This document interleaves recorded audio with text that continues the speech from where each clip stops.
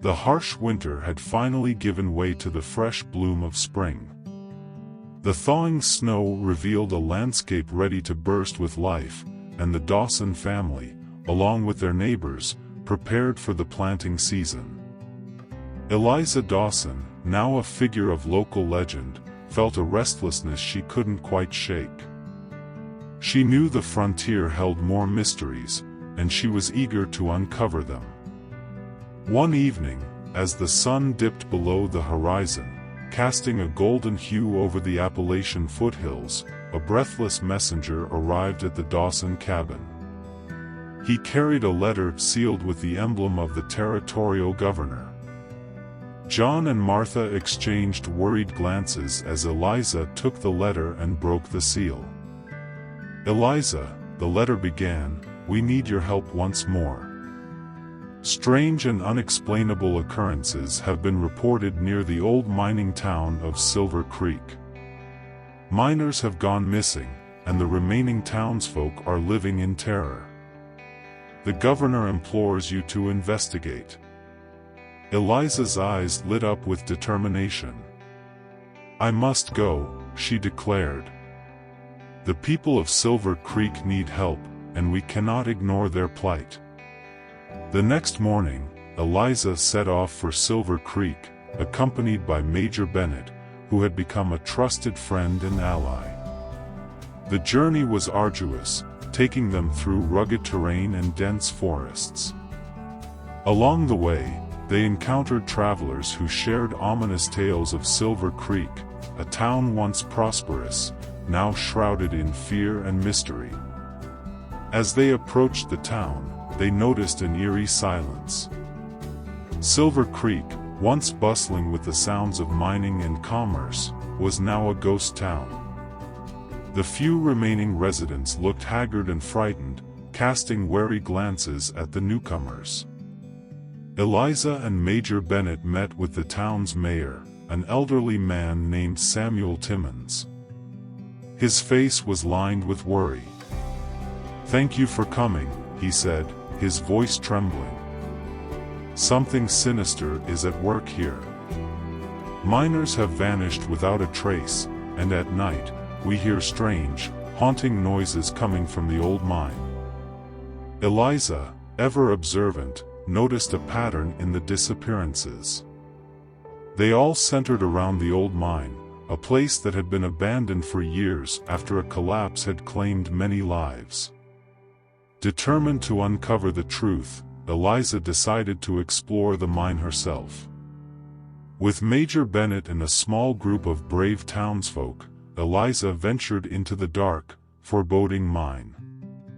They carried torches, the flickering flames casting eerie shadows on the damp walls. As they delved deeper, the air grew colder, and the sense of dread intensified. Suddenly, they heard a faint sound, a rhythmic tapping echoing through the tunnels. Eliza signaled for silence and followed the sound, her heart pounding in her chest. The tapping grew louder, leading them to a hidden chamber deep within the mine. There, to their astonishment, they found a group of miners, alive but weak and frightened. They had been trapped for days, surviving on meager rations. One of the miners, a young man named Tom, explained that they had discovered a secret passage that led to an underground network of tunnels. "These tunnels," Tom said, "are filled with strange markings and ancient artifacts. We believe they were part of an old, forgotten civilization. But we weren't the only ones down here. We've seen shadows, heard whispers. It's as if the spirits of the past are haunting this place." Eliza examined the markings and artifacts, realizing they were indeed relics of a lost civilization. She knew they had to be careful not to disturb these remnants, as doing so could provoke the spirits. Using her knowledge of herbs and her mother's teachings, she prepared a ritual to appease the spirits and ensure safe passage out of the mine. The ritual, a blend of old traditions and natural remedies, was performed with reverence. As Eliza chanted ancient words, the air seemed to lighten, and a sense of calm descended upon the chamber. The miners, bolstered by Eliza's confidence, followed her lead. With the spirits appeased, Eliza and her group guided the miners back to the surface.